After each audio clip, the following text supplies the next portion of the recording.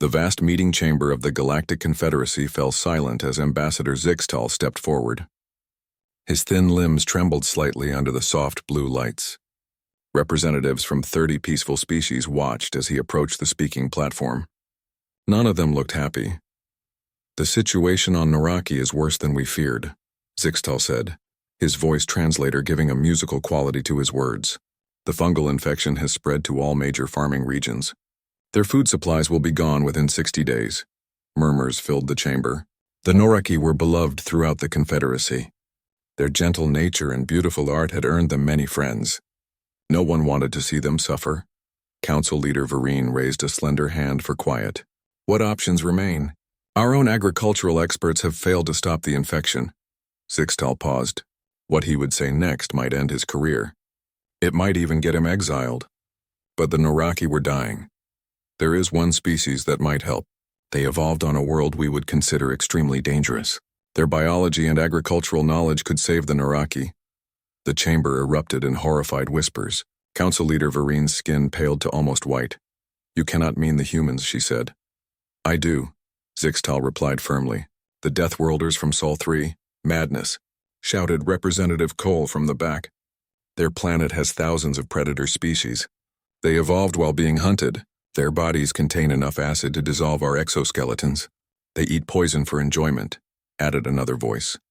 "They expose themselves to radiation for cosmetic purposes." Zixtal waited for the outburst to settle. "Everything you say is true. Humans are frightening by our standards, but they have never shown aggression toward the Confederacy. Only because we have wisely kept our distance," Vereen said. "We left their solar system untouched for good reasons." "And yet they have achieved faster-than-light travel on their own," Zixtal countered. "They have colonized several worlds in their system.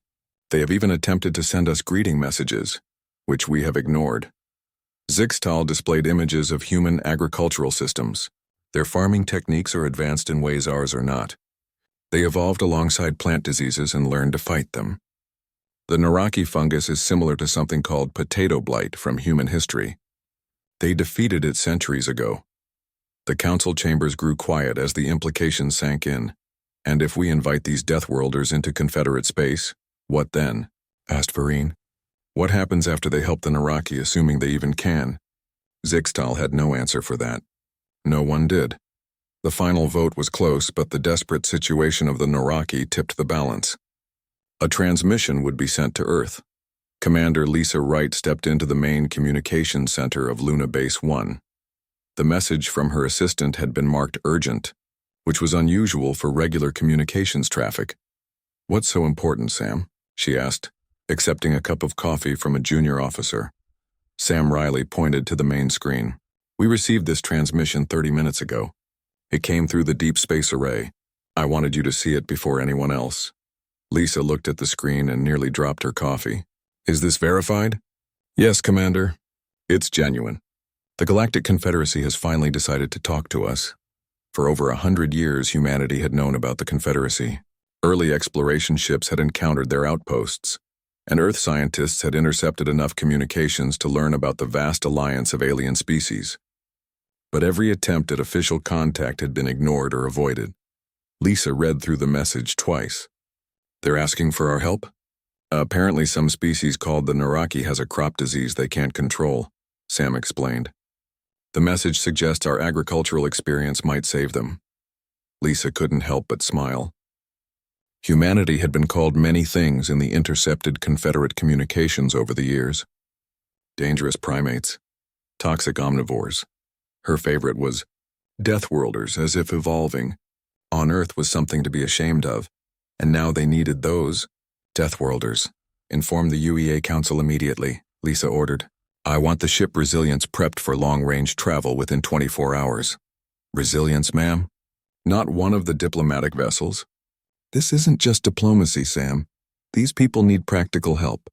Resilience has the labs and cargo space for an agricultural mission. And Captain Blackwood has the right temperament for first contact." 3 days later, Captain John Blackwood stood in the Resilience's briefing room, looking at the team assembled for the mission. "I know this is sudden," he said to the specialists seated around the table, "but you're all here because you're the best at what you do." Dr. Susan Miller, the ship's xenobiologist, raised her hand. Captain, I've reviewed what little data we have on Confederate species. Their biology is radically different from ours. Most evolved on worlds with minimal environmental stress, which explains why they're struggling with a crop disease, added Alan Porter, their agricultural engineer. Earth plants and animals had to become resilient. We've been fighting blights and pests since we first planted crops. Lieutenant Frank Garcia, head of security, looked less enthusiastic. These are the same aliens who've been avoiding us for a century, right? And suddenly they want our help? They're desperate, Blackwood replied. And this is the opportunity we've been waiting for. First official contact with the Confederacy. They're going to find us shocking, Dr. Miller warned. From what we've intercepted, most Confederate species have never even seen a predator. We evolved as pursuit predators with endurance that would seem almost supernatural to them. We just need to be careful, Blackwood said. Gentle, non-threatening, Garcia laughed. So don't mention that humans can eat almost anything, survive in extreme temperatures, and heal from injuries that would kill most species. Got it. Exactly, Blackwood nodded. We're not there to scare them. We're there to help. The Resilience departed Earth the next morning. As the blue-green planet shrank behind them, Blackwood recorded a message in his captain's log. We're heading into unknown territory today. The Confederacy has kept their distance from humanity because they fear us. They evolved on gentle worlds while Earth forged us through millions of years of survival challenges. They call us Deathworlders as if it's an insult. But today, our strength becomes our greatest gift to offer. The ship accelerated to FTL speed, disappearing in a flash of light. On board, 28 humans prepared to meet a galaxy that had hidden from them for generations. They carried seeds, farming equipment, and scientific knowledge. They also carried the legacy of Earth, a world that had taught its children to endure, adapt, and overcome. The Deathworlders were coming to help. The galaxy would never be the same. The Resilience dropped out of FTL at the edge of the Naraki system. Through the main viewport, Captain Blackwood saw a star much like Earth's sun with several planets orbiting it. The third planet glowed green and blue, much like home. All systems normal after transition, reported the navigator. We're receiving a transmission from the planet. Put it through, Blackwood ordered. A holographic image appeared showing Ambassador Zixtal. His insect-like features were delicate, with large compound eyes that shimmered with iridescent colors. Human vessel, this is Ambassador Zixtal of the Galactic Confederacy. Please follow the transmitted flight path to our main spaceport. A delegation awaits your arrival. Blackwood smiled politely. This is Captain John Blackwood of the United Earth Alliance ship Resilience.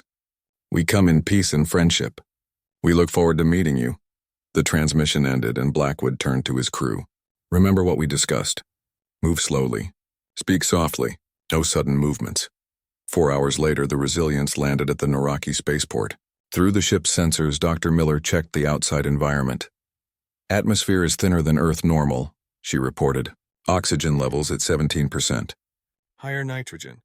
Trace gases that aren't harmful to us. We can breathe it, but it might feel like being at high altitude. Temperature, asked Blackwood. A comfortable 72 degrees Fahrenheit. Humidity at 40%. Gravity is about 89% of Earth standard. Blackwood nodded. Easier than our training simulations. We'll use breathing masks as a precaution, but the environment is basically safe for us. The landing ramp lowered, and Blackwood led his team out. A group of aliens waited at a safe distance. Most were Naraki, with bodies similar to Zixtal. Others represented different Confederate species. Some with tentacles, others with multiple limbs, and a few that floated above the ground. Ambassador Zixtal stepped forward, though still keeping several meters between them. Captain Blackwood, welcome to Naraki. We are grateful for your assistance. Blackwood noticed how the aliens tensed when the humans moved. Their fear was obvious. He kept his hands visible and his movements slow. Thank you for your welcome, Ambassador.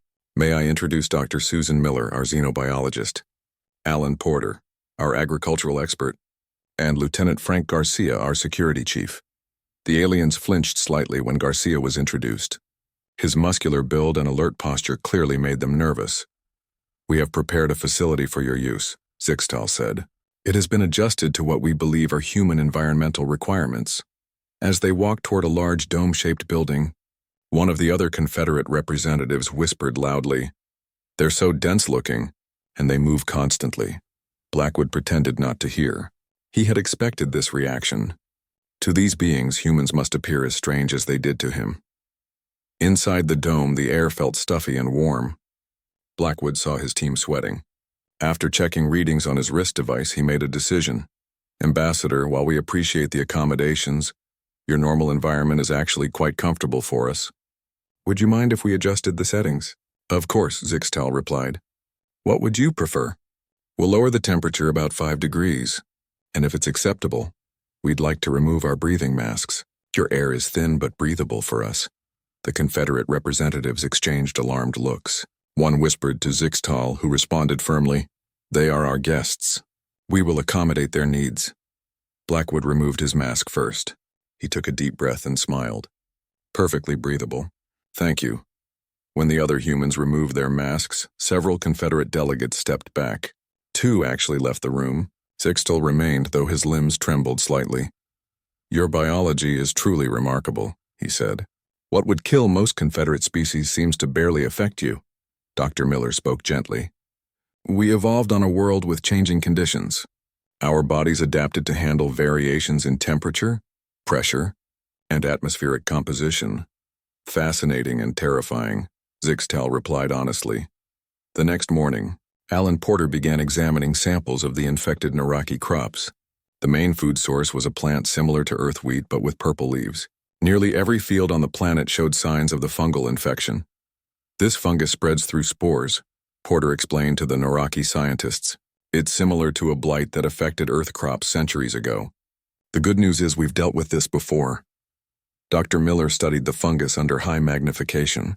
The infection pattern is unusual. Too uniform. This almost looks like it was deliberately introduced. That's impossible, said a Naraki scientist named Vilo. Who would do such a thing? Lieutenant Garcia, who had been quietly observing, stepped forward. Has there been any unusual ship activity in your system before the blight appeared? The Naraki scientist looked uncomfortable. One started to speak but was quickly silenced by a look from a Confederate security officer. Garcia noticed the interaction. Is there something we should know? Ambassador Zixtal entered the laboratory. Lieutenant Garcia, we appreciate your concern, but the Confederacy security forces have already investigated. There was no outside interference. Garcia nodded politely but made a mental note to discuss this with Blackwood later. Meanwhile, Porter had set up experimental growing domes using modified earth farming techniques. He showed the Naraki how to treat the soil with specific minerals that would inhibit fungal growth without harming the crops. We'll plant these test crops today, he explained. Some are your native plants that we've treated with a protective coating. Others are earth crops modified to grow in your soil. If the fungus is similar enough to earth blights, these methods should work. The Naraki watched in amazement as Porter and his team worked with their hands in the soil.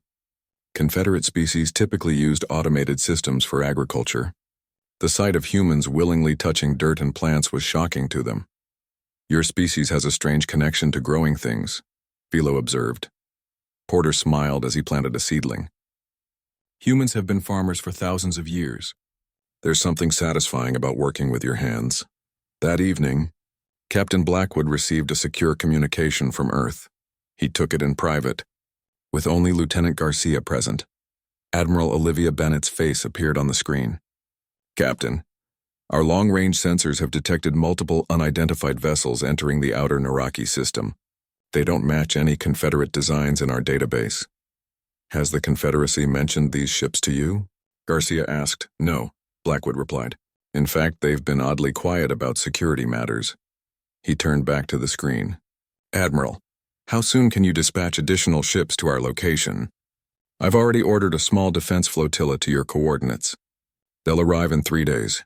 Until then, you're on your own, Captain. Understood, Admiral. Resilience out. Blackwood looked at Garcia. I think there's more happening here than a simple crop failure. The Confederacy is hiding something. I got the same feeling, Garcia agreed. Should we confront Ambassador Zixtal? Not yet. Let's gather more information first. Tomorrow, I want you to do a subtle security sweep. Look for any signs of deliberate sabotage to the Naraki crops. And if I find something, Blackwood's expression grew serious. Then we need to prepare for the possibility that whoever caused this problem might not want us to fix it. Outside the dome, night fell on the Naraki world. In the experimental fields, the first Earth-inspired crops had already begun to sprout, growing at surprising speed in the alien soil. And at the edge of the system, unknown ships moved slowly closer, their intentions still a mystery. Lieutenant Garcia moved quietly through the empty research facility. The Naraki scientist had gone home hours ago, leaving the humans to continue their work. He had noticed how the aliens needed frequent rest periods. Even mild exertion seemed to exhaust them. Garcia examined the soil samples from different regions of the planet. Porter had collected them all, carefully labeling each one. Something about the pattern of infection bothered Garcia. It had started simultaneously in farming regions thousands of miles apart. Natural blights didn't spread that way. He looked up as Captain Blackwood entered the lab. "Find anything?" Blackwood asked. "Yes," Garcia said, pointing to a digital map. The infection appeared in all major farming areas on the same day. "That's impossible naturally," Blackwood frowned. "So it was deliberate." "Someone wanted to destroy the Naraki food supply," Garcia confirmed. "But the Confederacy is hiding this information. Why?" Their conversation was interrupted by Dr. Miller rushing into the lab. "Captain, you need to see this. Our long-range scanners have identified those unknown ships." They hurried to the command center they had set up inside the Resilience. On the main screen, images of 5 large vessels appeared. They had a strange organic look to their design, with curves and spines unlike the smooth Confederate ships. "They're called the HFY," Miller explained. "I found mentions of them in the Confederate database I was given access to. But the information was heavily restricted." "What did you learn?" Blackwood asked. "They're predators, the only known predatory species besides humans in this sector of space. But unlike us, they evolved as ambush hunters, not persistence hunters." Garcia studied the ships. "Ambush predators rely on surprise and overwhelming force. They're not built for long fights." "Exactly," Miller said. "And here's what the Confederacy is hiding. The HFY have been raiding systems at the edge of Confederate space for the past year. They weaken planets with biological weapons, then swoop in to take resources." Blackwood's expression hardened. "So the fungal infection wasn't an accident. It was the first stage of an invasion. And the Confederacy kept it secret," Garcia added. "They were too afraid to admit they were under attack." Blackwood made a decision. "It's time to confront Ambassador Zixtal." An hour later, Zixtal sat uncomfortably in the Resilience's conference room. His large eyes darted nervously between the 3 humans. "Ambassador," Blackwood began, "we know about the HFY. We know they've been attacking Confederate worlds. And we know they're responsible for the Naraki crop failure." Zixtal's limbs trembled. "How did you discover this?" "We're Deathworlders, remember?" Garcia said with a slight smile. "We notice patterns. We look for threats. It's how we survived on Earth. The Confederacy Council ordered us to keep this information restricted," Zixtal admitted. "They feared causing panic among our member worlds." "Your silence has put the Naraki in greater danger," Blackwood said firmly. "We can't help effectively if we don't know the full situation." Zixtal lowered his head. "You are right, of course. The Council's fear has clouded their judgment." He looked up at the humans. "The HFY are the only species the Confederacy fears more than humans.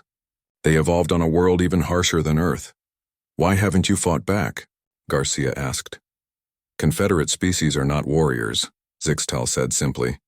"We have avoided conflict for so long that we no longer remember how to fight." Blackwood leaned forward.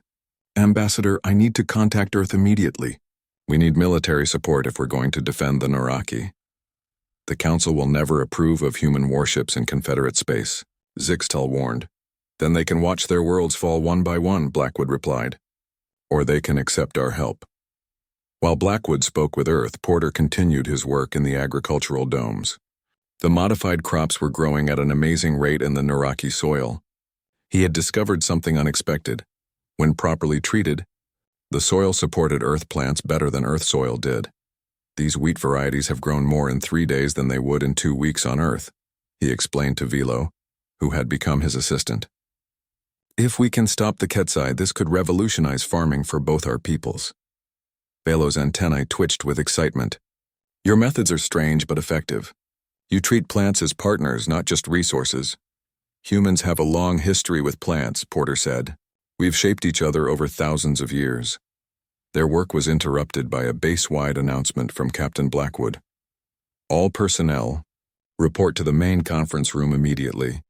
In the conference room, humans and Naraki gathered to hear Blackwood speak.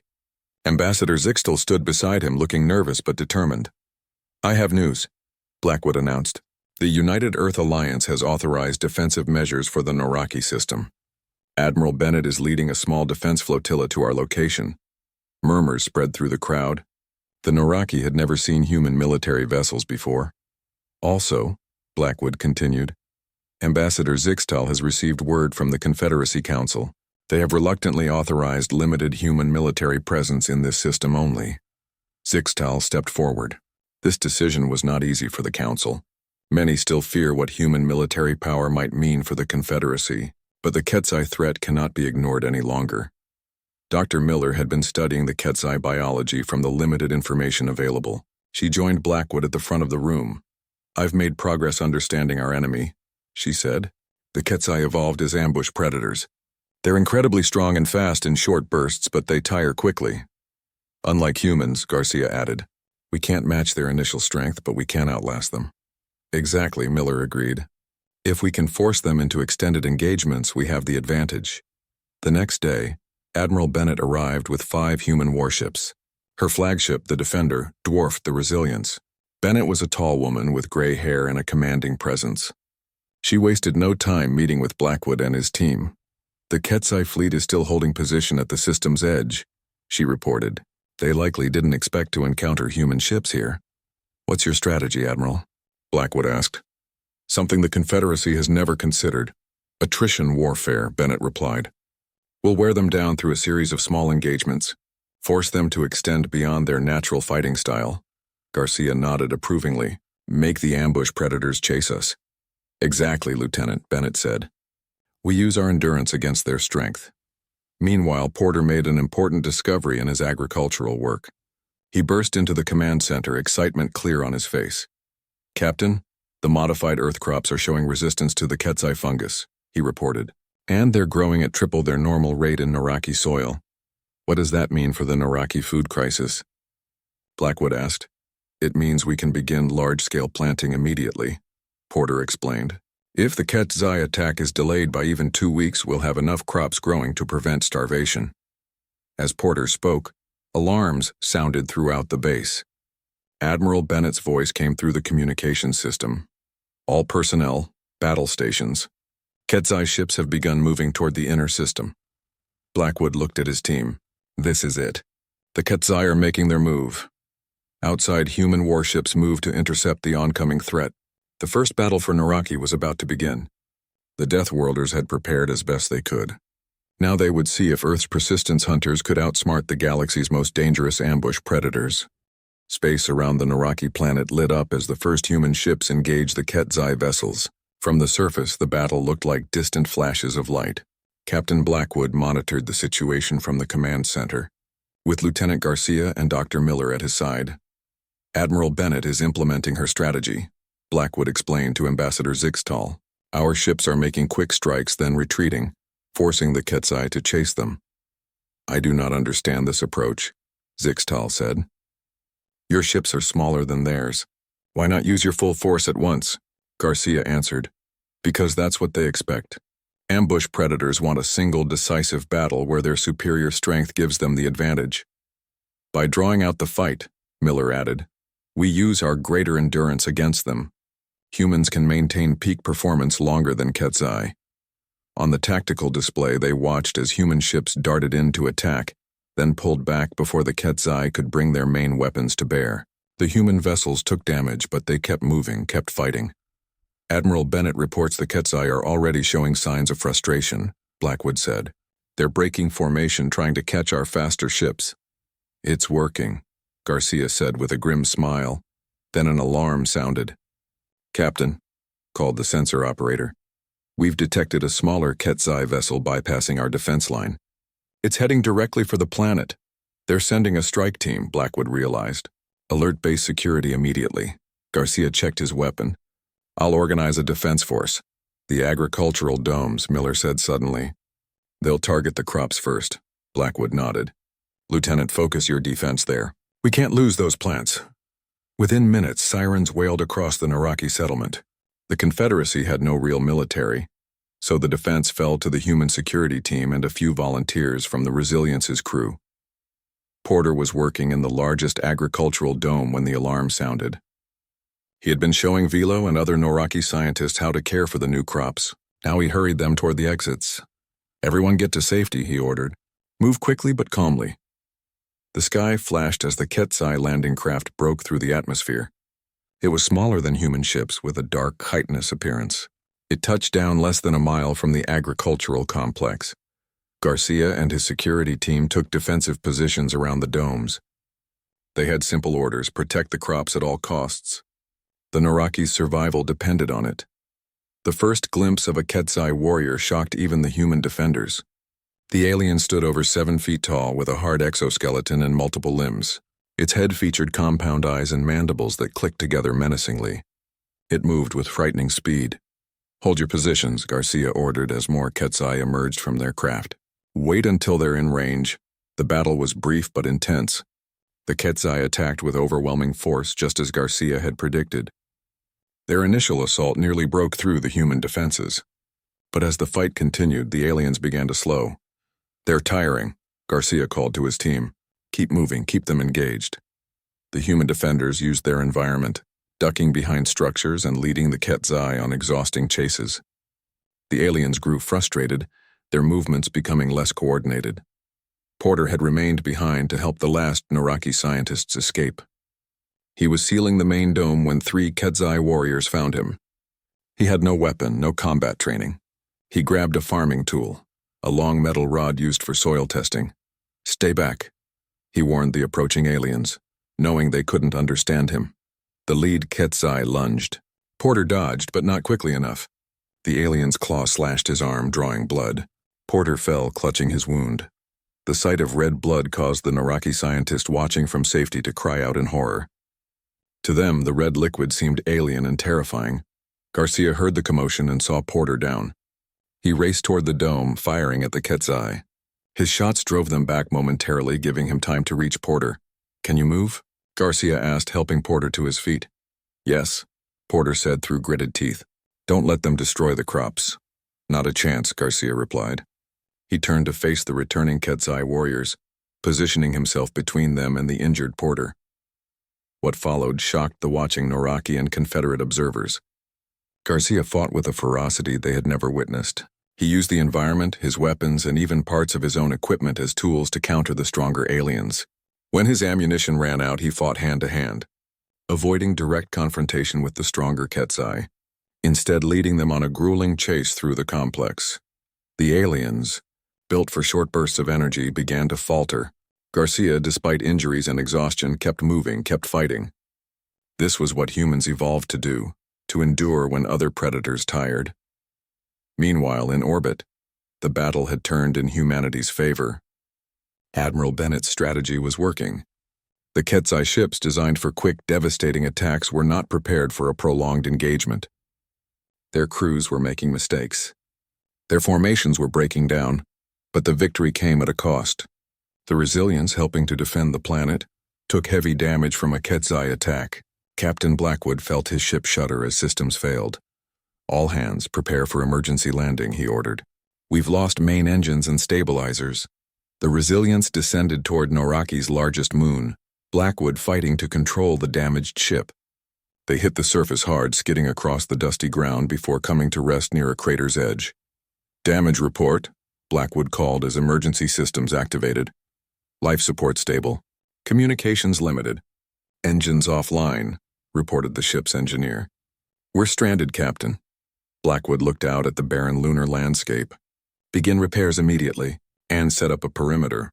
We don't know if there are Quetzai forces on this moon." With a small team, Blackwood explored the area around their landing site. What they discovered changed everything. Hidden in a crater was an abandoned Quetzai outpost. "They've been watching the Noraki for months," Blackwood realized as they examined the facility. This was all planned. In a secured room, they found information that chilled Blackwood to the core. The fungal weapon used on Noraki was just a test. The Quetzai had developed a more potent version intended for another target: Earth. The Noraki were never the main objective, Blackwood told his team. They were practice. The Quetzai wanted to perfect their weapon before attacking us. Back on Naraki, the ground battle had ended. Garcia's team had eliminated or captured the Quetzai strike force. The agricultural domes were damaged but intact. Porter, despite his injury, immediately resumed work, determined not to lose a single crop.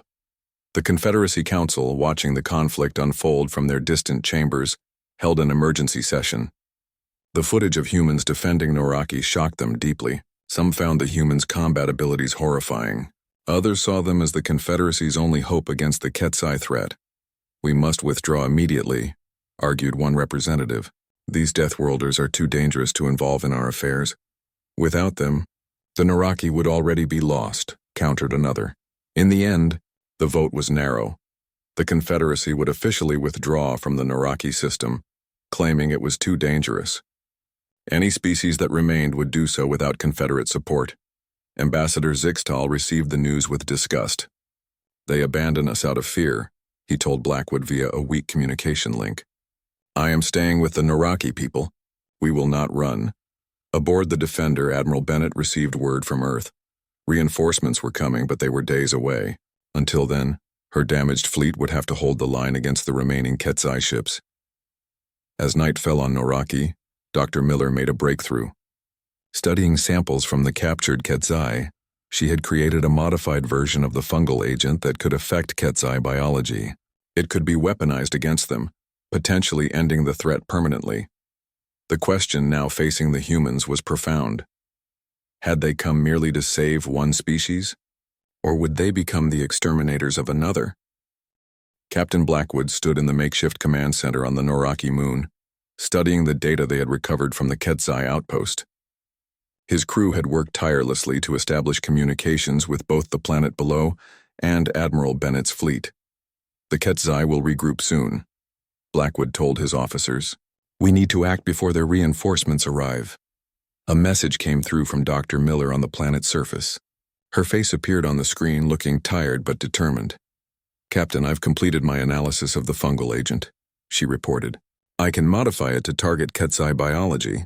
It would essentially do to them what they tried to do to the Naraki." Blackwood frowned. "You're talking about a biological weapon." "Yes," Miller admitted. "It would only affect the Quetzai. No other species would be harmed." The implications were enormous. Humans had come to help the Naraki, not to exterminate another species.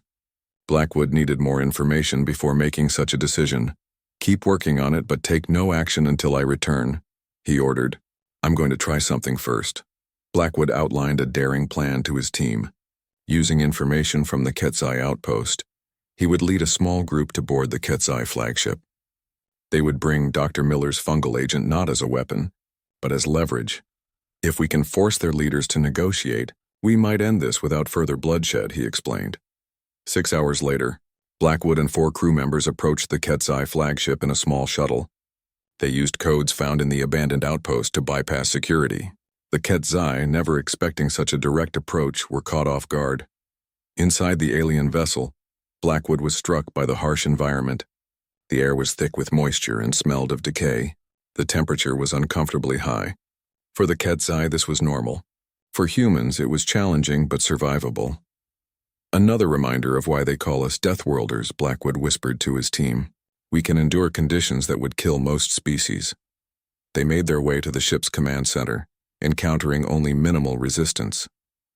The Quetzai they did meet seemed exhausted from the prolonged battle, just as Admiral Bennett had predicted. Finally, they reached the bridge.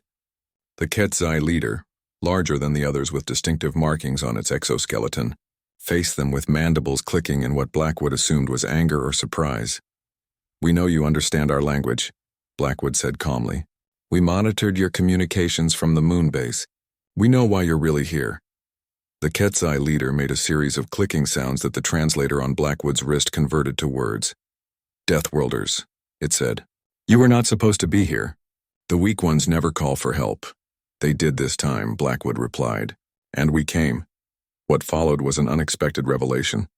The Quetzai were not simply predators looking for easy prey. They were refugees. Their home system was dying, its star becoming unstable. They had been searching for new worlds that could support their extreme biological needs. Our people need planets with specific conditions, the Quetzal leader explained. Conditions that would kill most Confederate species. So you attack and transform worlds to suit your needs, Blackwood said. Regardless of who already lives there. Survival requires sacrifice, the alien responded simply. Blackwood saw an opportunity. What if there was another way? Earth has cataloged thousands of uninhabited worlds. Some might be suitable for your people or could be made suitable. The Quetzal leader's compound eyes studied Blackwood. Why would Deathworlders help those who attacked them? Because that's another thing about humans, Blackwood said. We can choose to be more than just survivors. We can choose to help others survive too. He showed the alien leader the container of fungal agent. This could destroy your species. It's specifically designed to target your biology. We could deploy it throughout this ship right now. The Quetzal tensed, ready to attack. But we won't, Blackwood continued. Instead, I'm offering an alternative. Work with us to find your people new homes, homes that don't require displacing or killing other species. After tense negotiations, the Quetzal leader agreed to preliminary terms. They would cease attacks on inhabited systems in exchange for human help finding and terraforming uninhabited worlds suitable for their needs. When news of this agreement reached the Confederacy Council, there was outrage. Human ships had intervened in Confederate space without permission. Humans had negotiated with an enemy without Confederate involvement. Admiral Bennett responded by positioning her reinforced fleet between Confederate forces and the Noraki world. The message was clear. Humans would protect those who asked for their help, whether the Confederacy approved or not. On the planet's surface, recovery had already begun. Porter's crops were growing at an incredible rate. The first harvest would come just in time to prevent Noraki starvation. Despite his injured arm, Porter worked tirelessly alongside the Noraki farmers. These plants will feed your people now, he told Vielo, and the seeds from this harvest will ensure food security for generations to come. Lieutenant Garcia established a training program for Noraki volunteers. He taught them basic defense techniques suited to their physiology. The Noraki would never be warriors like humans, but they could learn to protect themselves. You don't need to become like us, Garcia explained to his students. You just need to understand your own strengths. Dr. Miller worked with scientists from both the Confederacy and the Quetzal, searching for solutions to their respective biological challenges. Her work on the fungal agent gave her insights that might help both species in the future. 2 weeks after the battle, Captain Blackwood stood before the Confederacy Council. The resilience had been repaired enough for the journey. Ambassador Zixtal stood beside him, now officially representing both the Noraki and a growing faction within the Confederacy that favored closer ties with humans.